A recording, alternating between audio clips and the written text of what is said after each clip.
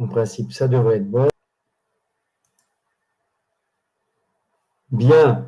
Donc, nous allons voir aujourd'hui, dans le cadre de ce processus de vente complexe, comment bâtir un argumentaire sur votre offre logicielle. Alors, évidemment, vous l'avez déjà tous fait probablement, ou en tous les cas, vous avez tous été en mesure de le concevoir et de le répliquer aussi bien oralement qu'à l'écrit sur les différents supports que vous utilisez.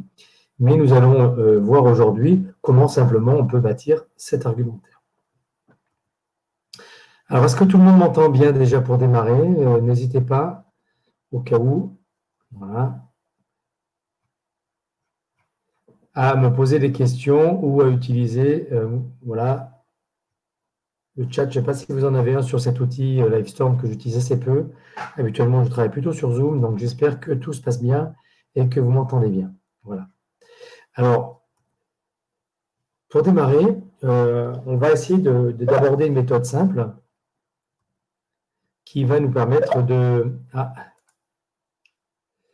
très bien, donc vous entendez bien. Bonjour, tout se passe bien, parfait. Merci pour vos commentaires. Donc, on va essayer de démarrer ce webinaire avec une méthode relativement simple de construction de l'argumentaire qui va être adaptée à chaque commercial, mais également que l'on peut très bien adapter à un consultant qui va arriver en amont de l'affaire ou à des chefs projets ou des inside sales qui ont besoin de bâtir un argumentaire un peu plus adapté.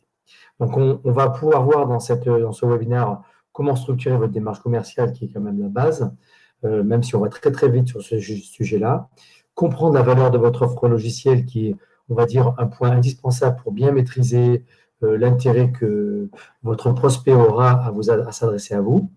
On va voir comment on peut passer des besoins du client aux douleurs réelles qui composent sa demande.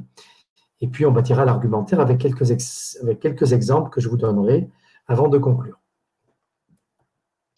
Alors, je disais, apprendre à structurer sa démarche commerciale, c'est tout d'abord avoir 3 impératifs en tête pour préparer vos entretiens de vente, préparatifs que l'on doit faire très souvent au travers des réseaux sociaux, mais également au travers d'un certain nombre d'outils que vous pouvez utiliser de veille commerciale ou de veille tout simplement sur les réseaux sociaux, de façon à essayer de comprendre ce qu'il se passe chez votre client.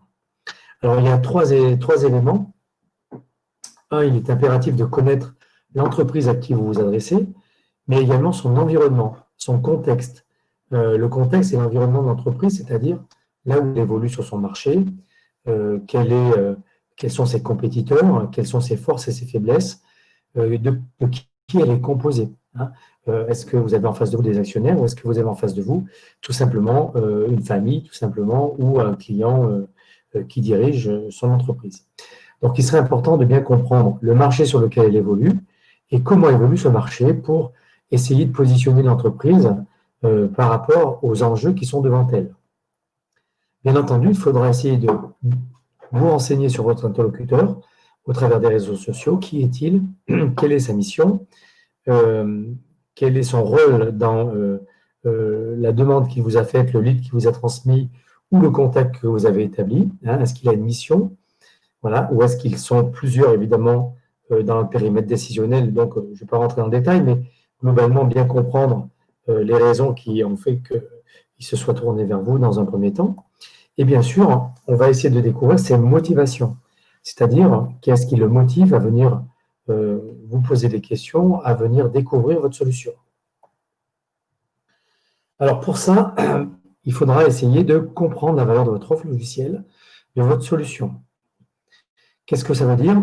Ça veut dire définir le positionnement de l'entreprise, c'est-à-dire de votre client sur son marché, et également quelles sont les capacités que vous avez, vous, à résoudre des problèmes de votre client.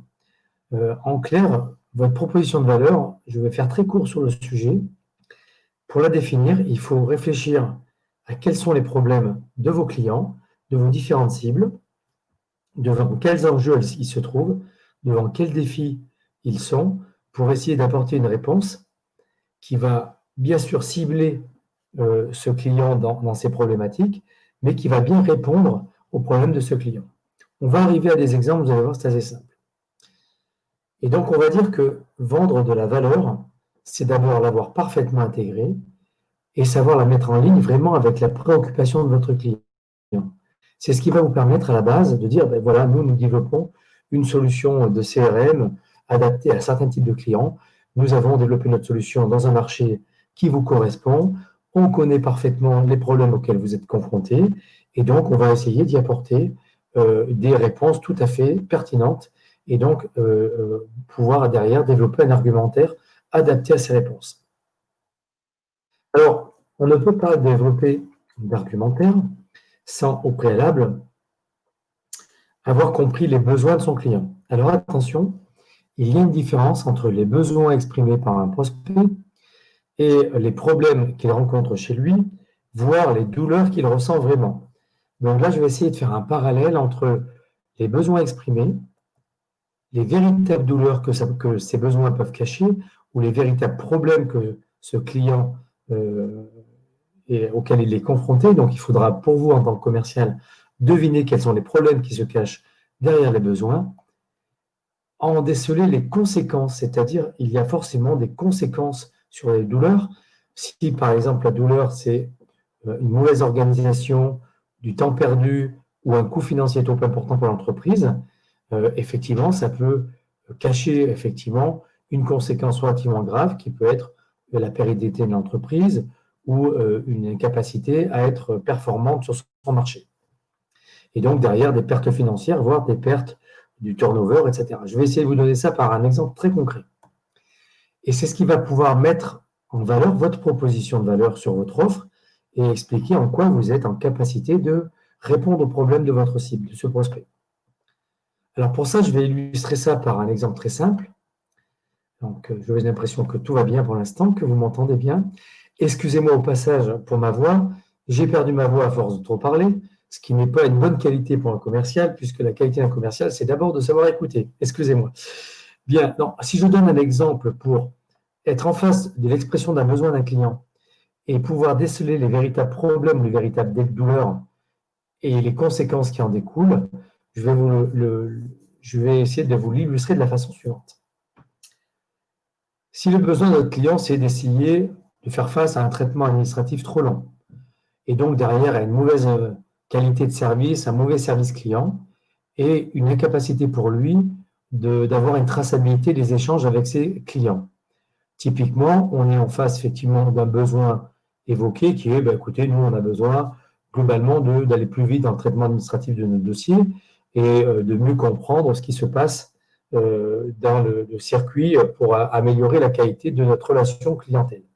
Eh bien, tout ça peut cacher de véritables douleurs qui peuvent être typiquement des problèmes de turnover, de personnel qui change trop souvent, donc une maîtrise difficile du processus de qualité par leurs équipes, et peut-être même un manque de sensibilisation à cette qualité. Donc, le turnover, c'est véritablement la douleur révélée par le client. Et donc, si les traitements sont trop longs et si la mauvaise qualité est au rendez-vous, c'est probablement, peut-être dans ce cas de figure, que les équipes ne sont pas sensibilisées à la qualité et que les changements d'équipe ou les personnels qui tournent trop vite amènent de la mauvaise qualité. Donc, les conséquences peuvent être relativement importantes. Donc, j'en donne quelques-unes pour exemple, évidemment. Ça peut être de la non-qualité, tout simplement. J'ai un mauvais service client, ça m'est remonté par les réseaux sociaux, ça m'est remonté par les enquêtes de satisfaction, et donc, forcément, j'ai une mauvaise image de mon entreprise, je donne une mauvaise image, donc une dégradation de l'image de mon entreprise. Ça peut être, en termes de conséquences, un manque de productivité. Personnel mal formé ou qui comprend mal le circuit administratif, forcément, il va générer de la non-productivité et peut-être même mettre en danger l'activité de l'entreprise, donc par des pertes financières ou une mauvaise qualité de service. Donc attention, l'entreprise est toujours en situation de concurrence, donc elle doit aussi faire face à un bon service client.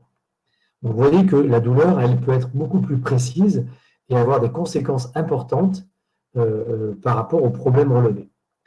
Votre proposition de valeur pourrait être très bien pour un éditeur qui a une offre qui travaille sur le processus qualité du service client, de permettre, dans un cadre de dématérialisation des processus, par une offre logicielle, de donner de la visibilité au client sur son traitement administratif, améliorer la communication entre les différents services qui vont être en charge de régler le problème du client ou le service client. Vous pouvez être en mesure, au travers d'une offre, d'une solution, lui amener un suivi par des indicateurs de qualité qui sont mesurables. Donc, ça veut dire que le client aura une vraie traçabilité, aura la capacité à vérifier si son service client fait des performances ou au contraire a besoin d'être restructuré. Et quelque part, peut-être qu'il va améliorer, fidéliser son personnel pour éviter le turnover. Donc, effectivement, une vraie proposition de valeur par rapport à une offre serait d'améliorer les problèmes relevés du client. Attention, entre les besoins, les douleurs et les conséquences, il y a tout un travail à faire de votre côté pour arriver à l'argumentaire que nous allons développer derrière ça. Donc, vous voyez que derrière la non-qualité, la dégradation de l'image d'une entreprise sur laquelle il faudra la mettre en évidence, ce manque de productivité pourra être pour vous un moyen de bien positionner un argumentaire et d'expliquer au client que globalement, par rapport à l'expression de ses besoins, vous avez bien compris quels étaient les problèmes et que vous allez pouvoir les régler. Est-ce que jusque-là, tout va bien de votre côté? Est-ce que c'est quelque chose que vous avez l'habitude, j'espère, d'approcher? En général, ça fait partie du travail de l'offre, du travail marketing de compréhension de votre offre qui va vous permettre forcément de bien comprendre comment régler les problèmes de votre client et de bien vous positionner. Bien, alors maintenant, comment? Merci pour vos réponses. Comment allez-vous positionner un argumentaire? Comment allez-vous le développer? Eh bien, d'abord, un bon argument, quelles que soient les offres, puisqu'on va avoir un argument par offre, eh bien, ça s'appuie d'abord sur la valeur donc, de votre offre, c'est-à-dire votre capacité à amener une résolution du problème client, ainsi que sur les bénéfices perçus par votre prospect. Lui, ce qu'il doit avoir en tête, c'est qu'est-ce que cette entreprise, qu'est-ce que cet éditeur au travers de cette solution va m'amener comme bénéfice. Eh bien, on va voir comment le bâtir. Il sera nécessaire pour bâtir un argumentaire de manière écrite, et vous allez voir, ça va très vite. On va prendre 3 exemples concrets d'argumentaires que j'ai déjà travaillé avec des éditeurs comme vous et que nous avons amené à globalement à apprendre à le développer, mais également à le modifier en fonction d'un certain nombre de critères. Le premier critère, c'est que votre argumentaire doit répondre au contexte du client. Si vous êtes dans un contexte de client, je ne sais pas, B2B, dans le domaine, par exemple, du service à ses clients, un service, par exemple, dans le domaine industriel, il faudra vous adapter au contexte du client. Donc, l'argumentaire doit tenir compte de la situation du client sur son marché et de son contexte. Deuxièmement, il devra, cet argumentaire, répondre à ses douleurs et aux conséquences de ces douleurs, c'est-à-dire, comme on l'a vu, être en mesure de faire face à un turnover trop important ou à une mauvaise qualité de service, voire à une capacité à améliorer les attentes financières, c'est-à-dire la productivité. Il faudra que vous soyez en capacité, dans votre argumentaire, de montrer en quoi vous avez capacité à être tout à fait crédible pour régler ces douleurs. Sur quoi vous pouvez vous appuyer. On va voir qu'il y a 2-3 éléments clés qui vous permettent de montrer à votre client que vous êtes tout à fait en capacité de répondre à ses attentes, et donc à ses douleurs, et donc à ses besoins.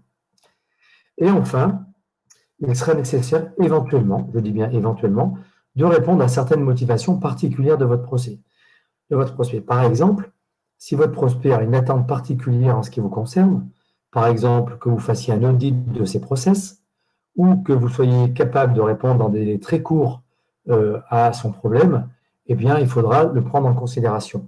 C'est-à-dire lui montrer que par rapport à sa demande spécifique, à sa motivation particulière, vous pouvez déléguer un ingénieur avant-vente, que ça fait partie de vos capacités pour établir un diagnostic de ces dysfonctionnements, ou bien, si sa motivation, c'est de répondre dans les 3 mois au déploiement de la solution, de lui montrer que vous avez tout à fait capacité, en plus, à être disponible pour pouvoir répondre à cette demande particulière. Donc, l'argumentaire, même s'il est long à comprendre, va être un récapitulatif le plus court possible, le plus simple possible pour être efficace et surtout pour être compris et mémorisé par votre prospect. On sait que dans la relation de l'écoute et de l'échange que vous allez avoir, le prospect va retenir probablement, il va entendre à peu près 10% de ce que vous lui dites, il va peut-être en retenir que quelques pourcents, peut-être 5%, 3%. Donc, il est important que cet argumentaire aille vraiment au cœur des préoccupations de votre prospect et donc, il devra faire mouche, entre guillemets, pour pouvoir être retenu et être, pourquoi pas, répercuté auprès d'un codir ou d'autres personnes qui seront en mesure de prendre également la décision avec lui. Hein, si on est en face d'un client avec une décision à plusieurs niveaux, par exemple. Alors, comment construire cet argumentaire? Cette méthode, elle est très simple. C'est ce que j'appelle la méthode DAB plus P. Pourquoi DAB plus P? DAB comme descriptif général de votre solution. A comme avantage particulier de votre solution. En quoi elle se distingue par rapport notamment à son marché, à ses attentes, voire à vos concurrents, tout simplement. On va voir. Et quels sont les bénéfices clients qu'il va obtenir, c'est-à-dire les bénéfices que votre prospect pourra obtenir de votre solution. Et enfin, le P, c'est la preuve, de ce que vous annoncez, c'est-à-dire en quoi vous êtes en capacité de prouver que vous avez un avantage particulier, que votre solution correspond bien aux besoins de votre client et qu'il va en retirer un bénéfice évident. Donc, ça va être très simple. On va bâtir ça sous forme de tableau que vous pourrez répondre. Alors, bien entendu, je vais vous amener vers des exemples d'argumentaires que vous pourrez reprendre à votre compte avec, évidemment, les particularités de votre solution. Est-ce que déjà, ce que j'explique là, la descriptive générale de votre solution, c'est-à-dire quelle est la solution que vous proposez, par exemple, une solution CRM pour les métiers de l'industrie, etc., avec un avantage particulier qui va la distinguer, qui va se traduire également par des bénéfices évidents pour votre client, c'est-à-dire une réponse à ses douleurs et à ses problèmes, et une capacité que vous avez à répondre à ses besoins parce que ça fait 20 ans que vous êtes sur le marché, parce que votre solution est déjà déployée sur pas mal d'entreprises ou beaucoup d'utilisateurs qui l'utilisent aujourd'hui, hein, par exemple. Est-ce que jusque-là, tout va bien? Est-ce que vous avez des remarques particulières?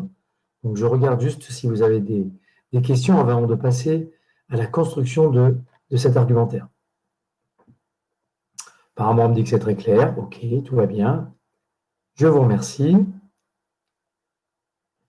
Je vais donc passer très rapidement à la façon de bâtir cet argumentaire à partir de cette méthode. Et je vais prendre… Alors, oui, Jean-Pierre m'indique avantage particulier de votre solution. Est-ce que c'est générique à tous les clients? Eh bien non, l'avantage de votre solution, elle est tout à fait personnelle. Bien entendu, elle peut s'adresser à tous vos clients. Oui, cet avantage, si vous adressez à la même cible, peut être le même pour tous les clients. Comme on l'a dit tout à l'heure, vous pouvez très bien imaginer que vous avez un avantage particulier pour le cas de votre client, notamment avec une motivation qui est particulière. Par exemple, si dans le cas qu'on avait tout à l'heure, sa motivation, c'était principalement la qualité plus que le turnover, eh bien, effectivement, vous mettrez en évidence un avantage particulier qui va répondre à la qualité de ce qu'il attend plus qu'au turnover qu'on peut imaginer en déduire. Voilà. Quant aux bénéfices obtenus pour le client, ils sont en général génériques à votre offre, mais ils peuvent être, et on va le voir, on pourrait appuyer particulièrement sur un des bénéfices spécifiquement pour ce client-là. Là, typiquement, le bénéfice sur la qualité plus que sur le turnover. On va l'illustrer tout de suite par ce tableau que vous pouvez voir devant vous. Donc, ce tableau, j'ai pris 3 offres types. Une offre d'un éditeur sur le tourisme, une offre sur une dématérialisation au travers de la GED et une offre sécurité, principalement sur l'infrastructure système d'un prospect ou d'un client. Alors, vous voyez le descriptif de votre solution, qui est le premier D de DAB. Il est très simple. C'est, pour le tourisme, une gestion globale de l'accueil du vacancier pour le tourisme hôtelier. C'est très simple, c'est court, c'est compréhensif. Pour une offre jet, ça va être générer automatiquement des documents de transport, notamment pour les transports de matières dangereuses. C'est un format de document spécifique que tout le monde comprend, qui est obligatoire dans le cas de documents de transport de matières dangereuses. Donc, c'est la génération automatique de ces documents. Pour quelqu'un qui est dans la sécurité des échanges, par exemple, sur des éléments de sécurité approfondis, eh bien, c'est une solution qui sécurise le partage des données et le stockage dans le cloud. Donc, quelqu'un qui va communiquer des informations confidentielles va pouvoir s'appuyer sur cette solution pour partager des données, donc des informations, et les stocker dans le cloud en toute sécurité. Alors maintenant, qu'est-ce que pourrait être l'avantage particulier de chacune de ces solutions? Eh bien, pour l'offre tourisme, c'est alimenter tous les services du village vacances et donc une capacité de piloter complètement le tourisme, hein, c'est-à-dire alors l'ETR, je ne me rappelle plus, mais je pense que c'est effectivement l'hôtellerie de tourisme. Donc globalement, vous allez être en capacité, en termes d'avantages, d'avoir une vision globale du pilotage du village, c'est-à-dire à tous les services qui sont impactés par votre solution. Ça peut être l'accueil, ça peut être le restaurant, ça peut être l'hôtellerie, ça peut être les activités du village, etc., qui vont être complètement alimentées par l'ensemble des activités de chacun de ces services. Bien entendu, le bénéfice du client dans l'offre tourisme, c'est grâce à un outil centralisé de gagner en performance et de diminuer les charges. On pourrait ajouter, évidemment, d'améliorer la qualité des services grâce à un outil centralisé. Donc là, c'est un bénéfice tout à fait évident qui fait face à un problème relevé qui est aujourd'hui le problème de ne pas avoir une traçabilité du parcours de l'hôtelier, du vacancier, dans le cadre des échanges avec les différents services de l'hôtellerie. Et la preuve de la capacité pour l'offre tourisme, c'est qu'elle s'appuie depuis 30 ans sur une expertise de ce métier avec 4000 utilisateurs qui sont aujourd'hui connectés à cette plateforme. Donc, on verra ce que peut découler d'un argumentaire de ce type-là. Et on va voir quelles phrases on peut facilement donner comme argumentaire de votre solution à partir des éléments qu'on vient de noter à l'instant. Alors, pour une offre qui serait une offre de type génération de documents de transport, voilà, donc pour des matières dangereuses, donc là on s'adresse au métier du transport. L'avantage particulier, c'est qu'elle va automatiser la génération des documents obligatoires pour que les chauffeurs puissent effectivement partir de manière systématique avec des documents en bonne et due forme, qui sont obligatoires et qui peuvent faire face, alors là, dans les douleurs et les problèmes rencontrés, à des contrôles routiers et donc à des amendes relativement importantes s'ils n'ont pas avec eux ces documents obligatoires. Hein, c'est une obligation véritablement pour le transport de matières dangereuses. Eh bien, le bénéfice client, c'est que ces documents vont garantir la conformité de ce qui est transporté, donc du chargement avec le transport, que ça va permettre d'avoir une traçabilité dans le temps des matières qui ont été donc transportées grâce à ces documents qui vont rester accessibles dans l'entreprise pour d'éventuels contrôles a posteriori. Et bien entendu, on va réduire les temps de génération de ces documents puisqu'on va s'appuyer sur une automatisation et donc le client n'aura pas besoin de le faire de manière relativement artisanale ou traditionnelle, mais on va aller chercher de l'information pertinente pour compléter le remplissage de ces documents et le mettre à disposition de manière dématérialisée auprès du transporteur. Et bien entendu, en termes de cas de contrôle, de pouvoir immédiatement le fournir aux forces de l'ordre. La preuve, c'est simple, cette offre JET a équipé plus de 3500 sites depuis 20 ans. Donc, clairement, on pourrait même y ajouter à ce moment-là des cas d'usage, c'est-à-dire s'appuyer sur des use cases qui sont propres au secteur du transport ou propres à ce type de prospect. Donc là, vous voyez, c'est un argument qu'on peut construire assez facilement. Alors, vous avez raison, le temps réel. Quelqu'un me fait la remarque, capter le pilotage en temps réel. Vous avez raison, c'est le temps réel, absolument. J'avais oublié cet argument, cet avantage particulier de cet éditeur, effectivement, cette capacité de piloter en temps réel les entrées-sorties du village. Merci pour la remarque. Sur une offre de sécurité, là, on est beaucoup plus dans la sensibilité de la sécurité pour les échanges et les données. Eh bien, cette offre est assez standard, on va dire, c'est le partage de données, le stockage dans le cloud, mais elle a un avantage très particulier, c'est qu'elle s'appuie sur une innovation technologique de rupture, notamment avec de l'intelligence artificielle, qui garantit à 100% la sécurité des échanges, notamment avec, alors je ne rentrerai pas dans les détails techniques, mais si je me souviens bien, avec un fractionnement de l'information dans les échanges. Et donc, effectivement, cette innovation technologique a fait l'objet de différents brevets qui vont garantir vraiment à 100% les échanges et avec un avantage pour le client en bénéfice qui est tout à fait évident, c'est que bien sûr, on garantit à 100%, on travaille sur la capacité à être tout à fait propre à s'adapter à l'organisation du client parce qu'on peut travailler sur de la mobilité et être très agile dans les échanges. Pourquoi? Parce que on va s'appuyer sur du cloud standard, c'est-à-dire que le prospect, en l'occurrence, n'est pas obligé de passer par un cloud sécurisé particulier, par exemple un cloud souverain, c'est-à-dire un hébergement franco-français, pour éviter d'utiliser des serveurs ou des stockages dans le cloud dans d'autres pays.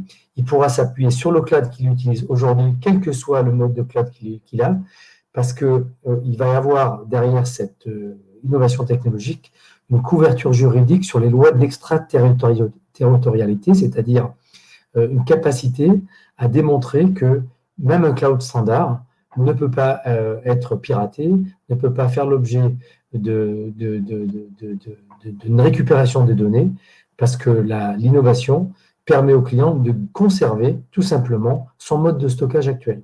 Donc, et donc d'avoir une tarification tout à fait standard du cloud et de ne pas passer par un hébergement spécifique qui est très très coûteux. Et donc, cette couverture juridique va lui permettre effectivement de directement ne pas de conserver son stockage actuel et son hébergement actuel. Alors, bien sûr, dans la preuve de la capacité, là on est vraiment dans la sécurité, on va dire qu'on va s'appuyer sur une solution qui est certifiée par l'Agence nationale de la sécurité informatique, hein, et c'est une solution qui est également soutenue par le ministère des Armées. Donc, excusez-moi, il manque un S. Donc voilà, on pourra même s'appuyer sur des sites pilotes dans le cadre de cet échange sécurisé. Donc vous voyez qu'on peut en déduire un argumentaire relativement précis et validé qui va normalement répondre aux bénéfices clients, c'est-à-dire aux besoins exprimés par le client et aux douleurs ou aux problèmes relevés par vous et par le client en même temps. Voilà, donc la méthode, elle est assez simple. Alors évidemment, il faut éviter d'aller dans trop d'avantages particuliers et dans trop de bénéfices clients ou d'utiliser un des bénéfices clients qui en ressort, qui va être propre au cas particulier que vous allez rencontrer. Hein. Typiquement, dans l'offre de sécurité, on peut très bien s'appuyer uniquement dans la capacité à uniquement utiliser l'organisation du client sans la bouleverser et ne pas forcément appuyer sur la sécurité des données à 100%, qui est quelque chose de tout à fait évident. Alors, je lis en même temps les réponses. Pour une nouvelle offre qui arrive sur le marché, oui, absolument, j'y répondrai un petit peu après, mais pour une nouvelle offre, il faudra se poser la question de quelle est votre proposition de valeur, c'est-à-dire pourquoi votre société, par rapport à ce marché, a mis en place ce type de solution pour répondre à quel type de problématique de vos prospects ou de vos cibles. Donc ça, c'est la preuve générale, on va dire, de votre existence, ce qui justifie votre capacité à répondre, et puis bâtir un argumentaire particulier à chacune de vos offres. Même sur une nouvelle offre qui va arriver, eh bien, il faudra trouver une preuve de la capacité. Alors, je réponds exactement à cette question de Christophe, c'est qu'effectivement, vous pourriez très bien ne pas être en mesure d'avoir la preuve de la capacité à répondre parce que, comme c'est une nouvelle offre, il n'y a pas encore beaucoup de clients équipés. Donc, vous pourriez vous appuyer, par exemple, sur des sites pilotes ou sur des installations qui sont en cours ou des prospects qui ont accepté d'être des référents dans le cadre de premiers échanges de mise en place de votre solution, tout simplement. Alors, qu'est-ce que va en découler cette méthode? Et très simplement, dans cet exemple-là, pour ce qui est de l'offre tourisme, je vous donne évidemment un exemple de ce que vous seriez en mesure de répondre dans le cadre d'échanges avec le client en face à face ou évidemment en ligne lors d'une présentation de votre solution. Vous pourriez très bien dire, notre offre tourisme, c'est une offre globale pour l'accueil du vacancier. Elle s'appuie sur le pilotage complet de l'activité grâce à un outil centralisé, ce qui va vous amener un gain de performance immédiat et bien sûr une réduction des charges. Notre offre s'appuie sur 30 ans d'expérience et 4000 utilisateurs dans votre secteur d'activité. Donc, on a développé un argumentaire qui s'appuie sur le précédent travail de fond que vous êtes en mesure de réaliser et qui doit pouvoir être retenu par votre prospect. Pareil pour l'offre GED. Nous proposons, nous, éditeurs, une solution qui garantit l'édition, la conformité et la traçabilité, comme vous me l'avez demandé, monsieur le client, de tous les documents pour le transport de matières dangereuses. Et ça, cela se réalise grâce à une automatisation intelligente de notre solution. Nous sommes leaders sur ce marché avec plus de 3500 sites équipés en 20 ans.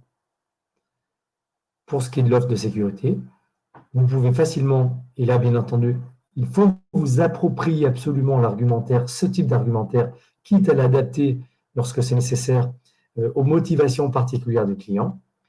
Et bien, dans l'offre sécurité, nous avons une solution qui sécurise à 100% le partage, mais aussi le stockage de vos échanges.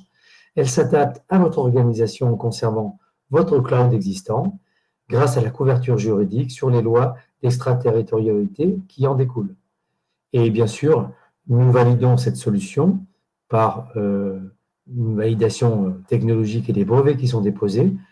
Cette solution est certifiée par l'ANSSI et elle est soutenue également par le ministère de l'Armée.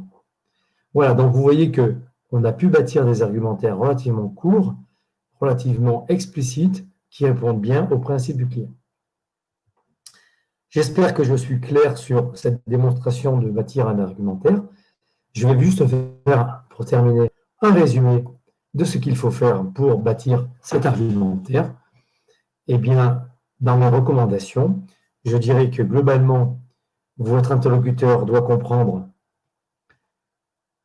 dans votre description les réponses à ces problèmes ou à ces douleurs. C'est la description générale. Est-ce qu'on est bien en face du bon projet qui correspond à la bonne recherche du prospect?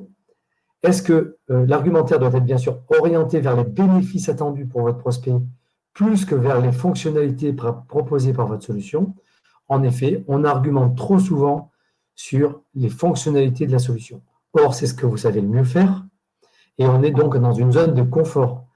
Et notamment si parmi vous, il y a des gens qui sont des consultants, des chefs de projet ou des ingénieurs, attention, on ne valorise pas un argumentaire au travers des fonctionnalités uniquement des fonctionnalités de votre solution. Les fonctionnalités ne sont que la preuve de votre capacité à répondre aux besoins du client. Donc d'abord, parler des bénéfices et expliquer en quoi les fonctionnalités de votre solution peuvent répondre à ce bénéfice. Et non pas l'inverse. Très souvent, on fait l'inverse. L'argumentaire doit faire émerger votre proposition de valeur unique, c'est-à-dire montrer comment votre solution va régler le problème ou les problèmes de votre cible prospect, et si possible, vous rendre unique. C'est pour ça qu'on appelle ça la proposition de valeur unique.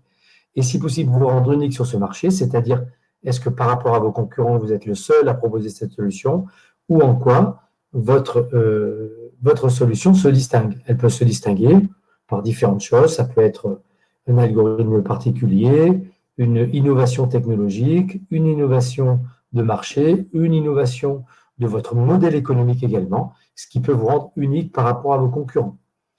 Donc ça, c'est l'avantage particulier. Et enfin, votre prospect doit être convaincu de votre capacité ou de votre expertise à répondre à ses besoins, donc là, par des use cases, par du ROI démontrable, par des agréments, des certifications, voire le nombre de clients équipés ou la structure que vous représentez et qui est peut-être reconnue sur le marché depuis longtemps, c'est-à-dire la preuve de votre capacité. Voilà, donc c'est vraiment un résumé simple, mais qui doit vous permettre de bien travailler sur l'argumentaire. On dit souvent que vous réussirez également à convaincre votre prospect, puisqu'on est dans la phase de soutenance. Je rappelle que l'argumentaire, il arrive souvent dans la phase de présentation de l'offre, dans une démonstration ou dans l'argument, dans la soutenance de la proposition commerciale. Hein. Donc, vous réussirez à convaincre votre prospect en levant les risques qu'il perçoit, on dit souvent de manière consciente ou inconsciente. Alors, qu'est-ce que j'entends par là? C'est qu'un prospect a toujours des risques perçus dans sa conscience qu'il ne vous évoque pas forcément. Ça peut être des risques de non-performance, des risques de dépendance par rapport à votre solution. Hein, si vous l'engagez pour 3 ans, il va percevoir un risque de dépendance. Ça peut être tout simplement un risque de non-fonctionnement ou de non-réponse à ses problèmes, où vous ne répondez pas suffisamment aux difficultés devant lesquelles il est. Voilà, donc par exemple, voilà, ça c'est des risques que vous percevez. Ou alors votre solution, en termes budgétaires, risque de dépasser son budget. Donc, ce n'est pas forcément des choses qu'il évoque. Donc, c'est pour ça que je parle de manière consciente ou inconsciente. Donc, il faudra de toute façon aborder ces risques-là avec lui ou les diagnostiquer pour pouvoir les traiter. Voilà, je crois que j'ai à peu près répondu à la construction de cet argumentaire. Je vais terminer par vous expliquer qu'il s'agit évidemment en une demi-heure d'un extrait de la formation Road to Business pour les éditeurs sur l'aspect vente complexe. Bien sûr, pendant les 2 jours de ce type de formation qui peuvent être faits en inter ou en intra-entreprise, hein, ou pour votre entreprise, ou dans le cadre de sessions organisées partout en France, vous pouvez aborder également d'autres aspects de la vente, comme les 4 étapes clés de la vente d'un logiciel, concevoir la vente complexe comme un processus reproductible, c'est-à-dire être en mesure, quelles que soient les ventes que vous êtes capable de faire, grand compte, TI ou autre, d'être capable de reproduire ce modèle-là, d'élaborer une stratégie de réponse pertinente et efficace, et d'aborder le closing avec toutes les cartes en main. Voilà. Bien sûr, on va, pendant cette formation, définir ce qu'on appelle la stratégie d'approche sur un territoire commercial, c'est-à-dire sur le marché sur lequel vous évoluez, chacun d'entre vous ayant des objectifs différents. Voilà, donc si vous souhaitez aller plus loin, allez voir le site de Road to Business. Vous verrez que nous proposons différents types de formations, techniques de vente pour les éditeurs, stratégie marketing également pour positionner votre offre et essayer de travailler sur son positionnement. S'il s'agit d'une nouvelle offre que vous souhaitez lancer, eh bien, c'est tout à fait intéressant de le faire. Comment ensuite on passe sur l'aspect opérationnel grâce à la mise en place d'un plan marketing qui va soutenir les ventes et vous amener du lead qualifié. Et pour ceux qui le souhaitent, concevoir une application SaaS, donc là c'est plutôt les CTO, le personnel technique qui va regarder comment concevoir une application avec des enjeux techniques pour les éditeurs. Ces formations, je le rappelle, vous sont proposées gratuitement pendant toute l'année grâce à une prise en charge de l'OPCO Atlas. Donc si vous êtes sur notre site ou si vous connaissez votre OPCO, vous pouvez faire les demandes directement en ligne, elles sont financées à 100%. Donc, n'hésitez pas et vous pouvez les cumuler si vous le souhaitez. Si vous avez des forces commerciales d'un côté, des gens qui travaillent sur le marketing, on peut tout à fait cumuler les points que vous obtenez grâce à l'OPCO Atlas qui les finance. Voilà, j'en ai terminé. Je suis maintenant à votre disposition si vous avez des questions sur ce webinaire qui est destiné à bâtir votre argumentaire. Et si vous avez des questions notamment sur la proposition de valeur, sur vos offres, je suis tout à fait prêt à vous aider à trouver les bons arguments et le bon positionnement de vos réponses. Voilà, donc je vous laisse le temps de réponse.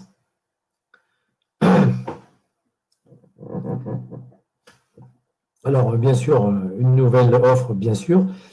Essayez de le tester également avec des offres existantes. Voyez si vos offres, vous avez bien bâti le bon argumentaire et si celui-ci est bien repris dans les documents, dans votre site, et s'il répond bien aux métiers que vous adressez, aux problématiques que vous rencontrez, et si vous faites bien émerger non pas les fonctionnalités de vos offres, mais principalement les bénéfices que vous procurez à vos prospects au travers des fonctionnalités avancées de vos offres. Voilà, n'hésitez pas. Alors, ce webinaire sera disponible en replay sur le site. Donc, attendez peut-être 1 heure et vous aurez la possibilité d'y accéder. Les formations sont effectivement à destination des solutions B2B ou B2C. Les process de formation, enfin de vente, ne sont pas tout à fait les mêmes. On peut les adapter.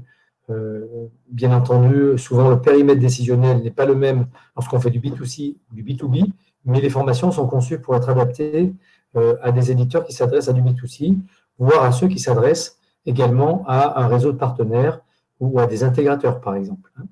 Voilà. Donc, je vois que des gens ont déjà suivi les 2 premières formations sur le marketing et sur les ventes.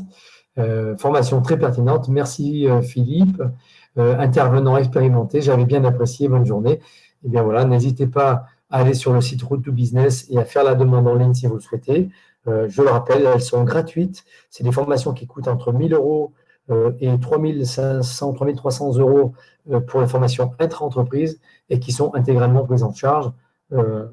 Donc, profitez-en. Je rappelle qu'actuellement, nous pouvons réaliser ces formations sous forme de formation présentielle, mais également de formation en ligne, donc sous la forme de quête demi-journée ou sous la forme d'atelier avec vous. Voilà. Merci Karim. Patrick, merci. Ben voilà, on se connaît effectivement. On a eu l'occasion de faire une formation en ligne récemment, la semaine dernière, sur la partie vente complexe. Voilà, donc excusez-moi pour ma voix encore. J'espère que ça a été très intéressant. N'hésitez pas à nous faire des petits retours sur les choses. Je n'ai plus qu'à vous souhaiter un bon repas, un bon appétit et surtout une bonne reprise de vos activités en cette période qui a été un petit peu bouleversée pour tout le monde. Et je vous donne rendez-vous sur notre site ou au prochain webinaire que vous trouverez en ligne sur le site. Et vous pourrez bien sûr télécharger le replay très rapidement. Merci Christophe également. Oui, Maya, absolument, c'est bien orienté valeur et c'est important. Donc, je n'ai pas répondu, mais effectivement,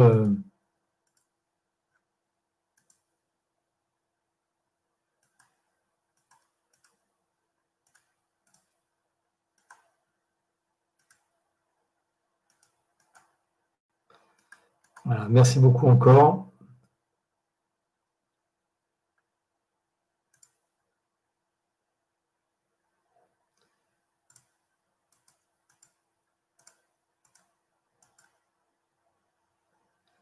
Absolument, cette présentation est orientée valeur et non pas produit, absolument. Il y a des gens du marketing, je vois, qui sont présents. Bonne journée à tous, je mets fin et je vous souhaite encore un bon appétit.